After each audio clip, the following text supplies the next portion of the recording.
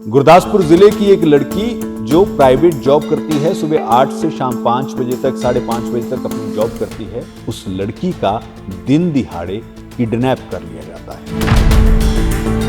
कैसे ये मामला जो है, ये जोर जबरदस्ती से होता हुआ धर्म परिवर्तन तक पहुंचता है। 3 मंथ तक वहाँ रखता है, मेरे साथ जबर जनाह करता है, मुझे मतलब मेरी पिटाई करता है, मुझे कूटता है। तो पास्टर मनजीत सिंह था ना, वो मुझे बोलता था तू अब क्रिश्चियन बन चुकी है, जट बरादरी को छोड़ दे। जल जुल पिलाता था, मुझे बोलता था अब सत श्री अकाल नहीं बोलना, तूने बोलना है जय मसीह की सलाम बोलना है। नमस्कार, आज इन्वेस्टिगेशन रिपोर्ट के इस एपिसोड में हम आपको पंजाब के गुरदासपुर जिले के डेरा बाबा नानक थाने की एक क्राइम स्टोरी के बारे में बताने जा रहे हैं। और इस क्राइम स्टोरी के बारे में जब आप जानेंगे तो आपको ये एहसास होगा कि बेटियां जो हैं वो कितनी असुरक्षित हैं, या फिर ये कहें कि कोई अपने घर का जो है, वो भी जो एक कहावत है कि घर का भेदी लंका ढाए, तो इस कहानी में आपको वो भी देखने को मिलेगा।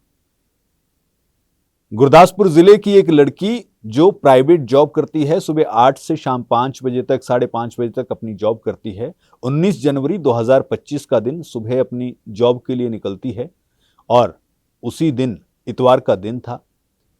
3:50 के करीब जो है 2 लड़के आते हैं, उनमें से एक लड़का उसके ही गांव का था, वो उसको ऑफिस के बाहर बुलाते हैं। लड़की ये सोचती है कि ये मेरे ही गांव का लड़का है, तो वो मिलने के लिए चली जाती है बाहर। लेकिन जैसे ही वो बाहर जाती है तो लड़का पहले तो उससे मारपीट करता है, उसको थप्पड़ मारता है और उसके बाद उसको दराटी के नोक पर अपनी स्कूटी पर बिठाकर ले जाता है। साथ में उसके एक और लड़का होता है, यानी उस लड़की का दिन दिहाड़े किडनैप कर लिया जाता है। अब उस लड़की के साथ क्या गुजरती है, उसके परिवार के साथ क्या गुजरती है और कैसे ये मामला जो है, ये जोर जबरदस्ती से होता हुआ धर्म परिवर्तन तक पहुंचता है, ये सारी कहानी जो है, और साथ में ही वो लड़की जो है कैसे उन दरिंदों के बीच में 3 महीने बिताती है। ये सारी कहानी जब लड़की उन दरिंदों के बीच में से निकल कर आती है, पुलिस का किस तरह से रोल जो है इस पूरे मामले में रहता है, कैसे सवाल पुलिस पर उठते हैं। ये लड़की जब छूट कर आई और पुलिस ने नहीं सुनी तो मीडिया के सामने आई, और मीडिया के सामने उसने जो कहानी कही वो आपको हम सुनवा रहे हैं, क्योंकि वो लड़की जो है ये पूरी कहानी जो आप बीती है वो बता रही है। आप वो सुनिए और उसके बाद फिर बात करेंगे कि आखिरकार ये पुलिस जो है ये क्या कर रही है। मेरे साथ बहुत गलत हुआ है। 19 जनवरी को जब मैं जॉब पे जाती हूँ, मैं प्राइवेट जॉब करती थी सतनाम राइस मिल पे। तो जब मैं जॉब पे जाती थी तो मैं 8 बजे जाती थी ड्यूटी पे, 5:30 छुट्टी होती थी वहाँ से। तो मेरी फैमिली मुझे घर से कॉल करती है कि घर आ, थोड़ा काम है तेरे साथ, गुरुद्वारा साहिब जाना है। तो मैं 1 आवर के लिए घर आती हूँ, तो वहाँ से मैं बस 1 आवर घर रुकती हूँ, तो मैं वापस फिर चली जाती हूँ अपने वहाँ पे जॉब पे। तो जब मैं जाती हूँ कोई 3:50 का टाइम था, जब वहाँ पे कोई सावर मसीह और हैप्पी मसीह आता है।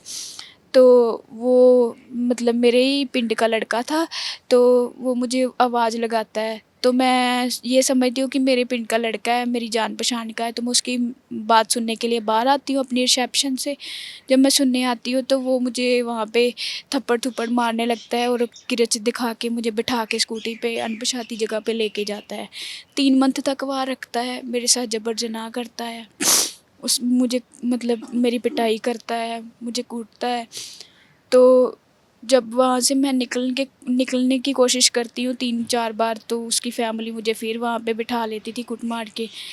तो 13 अप्रैल को बैसाखी वाले दिन उसकी फैमिली चोरियाँ करती थी, तो वो सारे वहाँ 8 बजे काम पे चले जाते थे अपने।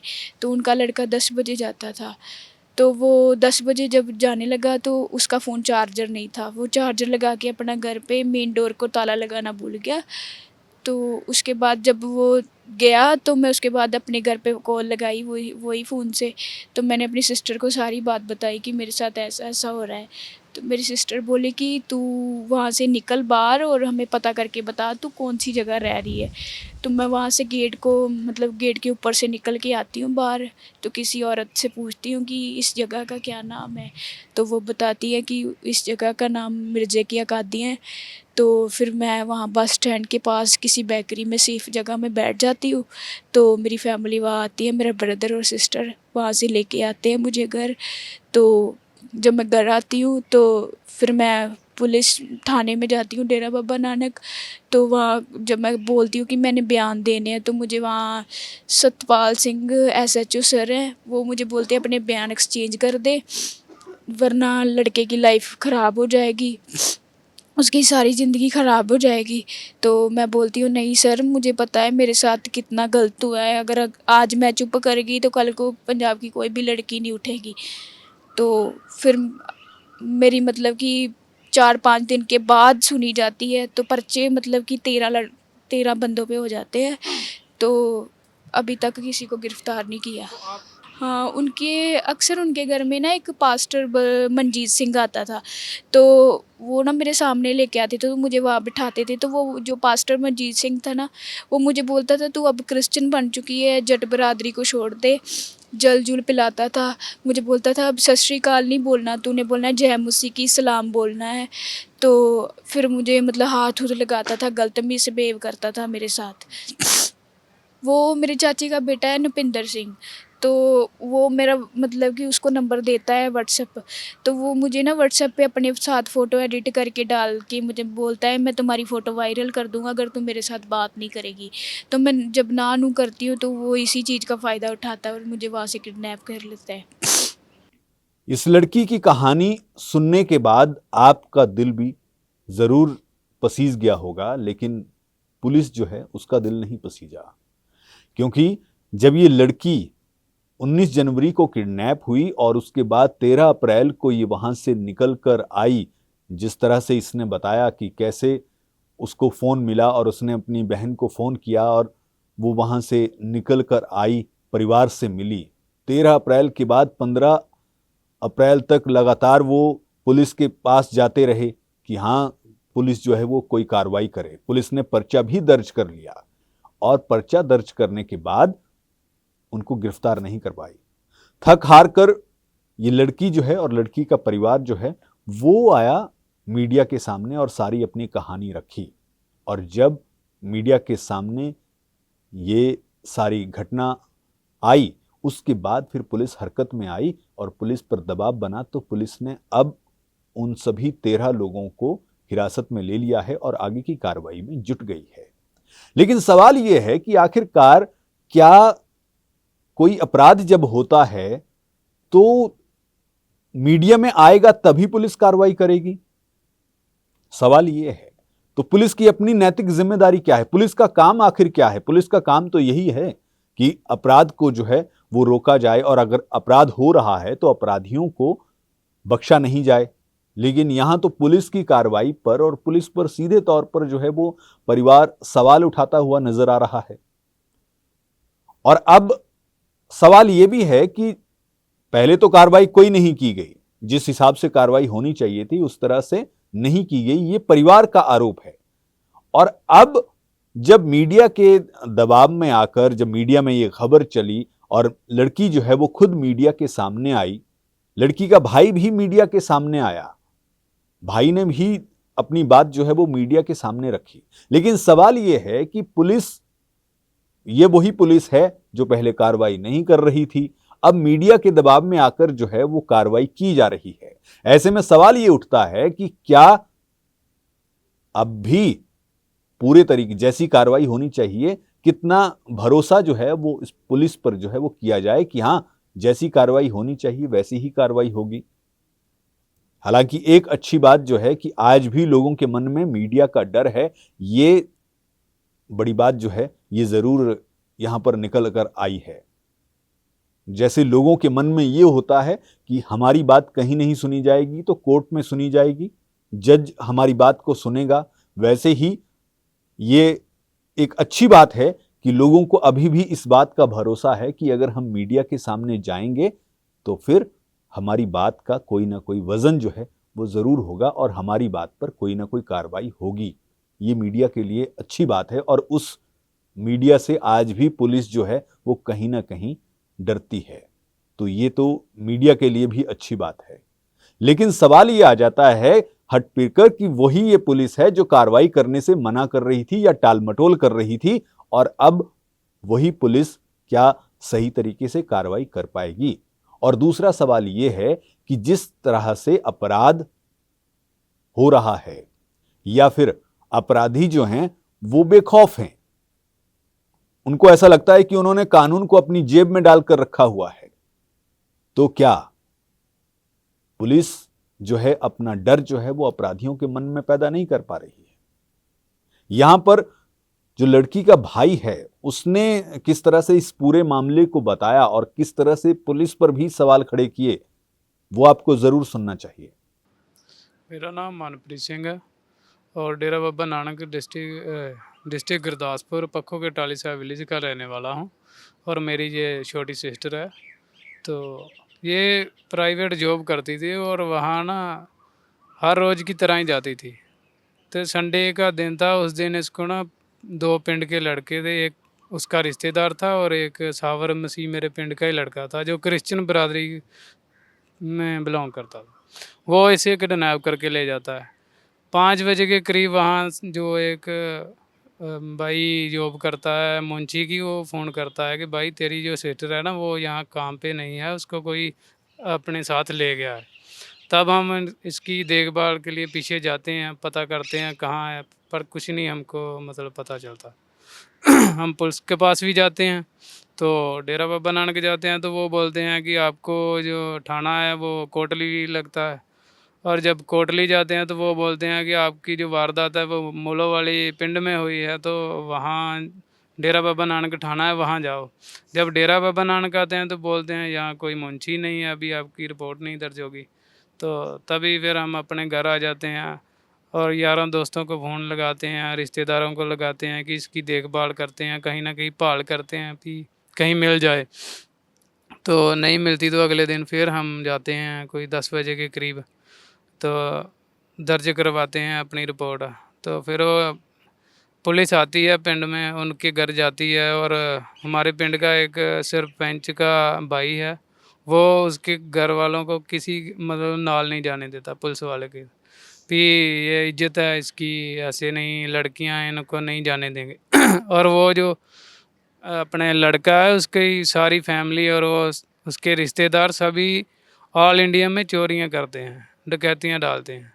कहीं भी उसकी कोई न्यूज़ ही निकाल के देख लो, चोरियों की निकलेगी, कोई ऐसा नहीं है कि कोई अच्छा काम करते होंगे। तो उसके बाद हम 2-3 हमारी लड़की के हम अपनी के लिए पता करते हैं कहाँ है, कुछ भी पूछते हैं तो कोई भी मतलब हमको नहीं मिलता कि कहाँ चली गई है। इतना तो पता है कि वो लेके गया है, पर इतना नहीं पता भी कहाँ लेके गया है। कुछ ही दिनों के बाद पुलिस हमको बोलती है कि वो आपकी लड़की है, उसकी एज है 22 साल एज है, वो अपने अपने आप चली गई है, उसने कोर्ट मैरिज करवा ली है, ऐसे है। मतलब कि उल्टा सीधे सवाल हमको करी जाती है। हमने बोला कि जब जो उसने कोर्ट मैरिज करवा ली है, हमको उसके मतलब पेपर दिखा दीजिए, चाहे हम हमारे सामने लड़की ले आओ। जो वो बयान दे देती है कि मैंने मैरिज कर ली है, तो हम उसको कुछ नहीं बोलेंगे, हम लिख के दे देते हैं। तो कोई मैरिज नहीं हुई तो ना वो हमारे सामने करते हैं। 3 मंथ निकल जाते हैं, मगर 3 मंथ के बाद जब विसाखी का दिन था, उस दिन हमारी सिस्टर की कॉल आती है, बड़ी सिस्टर को, कि मैं कहीं रह रही हूँ, मेरे को ये मतलब ऐसे रखते हैं, बांध के रखते हैं, कूटते मारते भी हैं और मेरे साथ बहुत गलत बिहेव कर रहे हैं। तब हम इसको लेने जाते हैं, दोनों बहन भाई, तो इसको लेके आते हैं। जब इसको देखते हैं तो बहुत हालत भी इसकी बहुत नाजुक हुई थी। तो दूसरा, जब उस दिन भी छुट्टी थी, अगले दिन भी छुट्टी थी। उसके 15 मतलब अप्रैल को हम जाते हैं, फिर बयान दवाते हैं इसके, पुलिस के पास जाते हैं। तो वो बोलते हैं इसको, पुलिस वाले भी अपना अपने बयान चेंज कर दो, ऐसे है, ऐसे अच्छा नहीं है, वो है, वो लड़के को सज़ा हो जाएगी। तो ये लड़की बोलती है कि जब मेरे साथ जो हुआ है मैं वो ही बोल रही हूँ, जो गलत हुआ है मैं गलत को कैसे गलत ना कहूँ, जो मेरे साथ हुआ है। और इसके साथ धर्म परिवर्तन भी हुआ है, ठीक है। 3 मंथ इसको उन्होंने अपने पास रखा है, ठीक है। तो इसके साथ गलत करता भी रहा है और ना कि कोई मैरिज हुई, ना कोई ब्याह हुआ। तो ऐसे किसी लड़की को कैसे हम रख सकते हैं? कोई कानून में आज तक नहीं है कि ऐसे हम किसी की लड़की को रख सकते हैं। तो ऐसे किसी की लड़की को रख के उसके साथ कुछ गलत कर सकते हैं।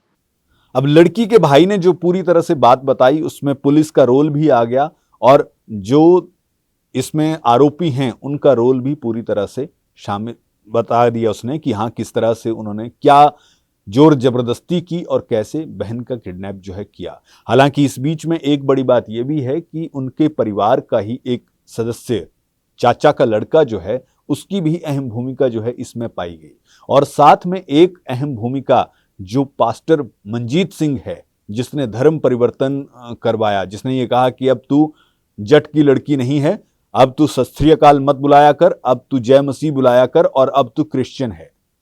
तो आपको यह भी समझने की जरूरत है कि पंजाब में धर्म परिवर्तन जो है वो किस तरह से हो रहा है, यह भी आपको गौर करने की जरूरत है क्योंकि ये मामला जो है ये पहला मामला नहीं है। पहले आपने पास्टर बजिंदर सिंह देखा, उसके बाद पास्टर जशन गिल और अब पास्टर मंजीत सिंह। अब ऐसे में सवाल यह भी उठता है कि क्या वो जो मंजीत सिंह है उस पर किस तरह की कार्रवाई होती है, पास्टर मंजीत सिंह जो है उस पर किस तरह की कार्रवाई पुलिस करती है, यह भी देखना होगा। और आखिर में सवाल यह है कि यह पूरा मामला जब इस तरह से मीडिया के सामने आया, पुलिस ने कार्रवाई भी कर ली है, हिरासत में ले लिया है लोगों को, लेकिन क्या उस लड़की को न्याय मिल पाएगा? क्या पुलिस उस लड़की को न्याय दिलवा पाएगी? यह देखना बहुत अहम होगा। बाकी आखिर में एक बात और कि आपको अपना ख्याल जो है वो स्वयं ही रखना है। सबसे पहली जिम्मेदारी आपकी खुद की ही है कि हां आपका कोई मिसयूज जो है वो नहीं कर पाए और अगर कोई भी बात होती है तो अपने घर में आप जरूर बताएं। बहरहाल इन्वेस्टिगेशन रिपोर्ट